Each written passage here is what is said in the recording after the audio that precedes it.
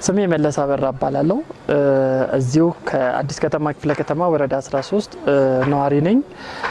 ዛሬ ለምስክርነት የመጣሁት ፓርቲያችን ብልጽግና በርካታ ሰው ተኮር ስራዎች ላይ እየሰራ ያለበት ሁኔታዎች አሉ። ከዚህም አንዱ የአቅመ ደካማ ቤቶችን የማደስና ሰዎች በተሻለ የቤት ውስጥ እንዲኖሩ የማድረግ ነውና በተለይ በፓርቲያችን ብልጽግና ከመጣ አንስቶ በሰው ተኮር ስራ በርካታ የደካማ እናቶች አባቶች ቤት የታደሰበት ሰዎች እፎይ ያሉበት ቤት የሌላቸው ቤት ያገኙበትና ትልቅ ለውጥ ያየንበት ነው።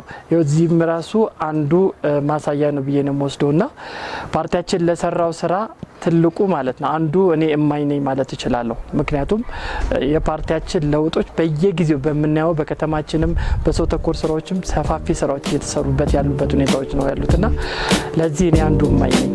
አመሰግናለሁ።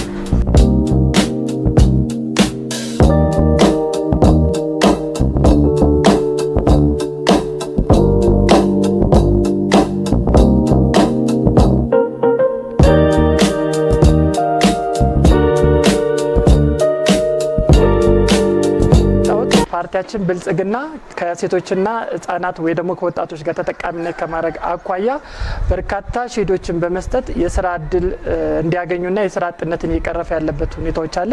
ይህ ደግሞ ፓርቲያችን ብልጽግና ከለውጡ በኋላ ከመጣ ጀምሮ በርካታ ስራዎችን እየሰራ ወጣቱ ተደራጅቶ እንዲሰራ ሼድ አልባ ወይ ደግሞ ሼድ ያላገኘውን ሼድ እንዲያገኝ በማድረግ እየሰራ ያለበት ሁኔታ ነው።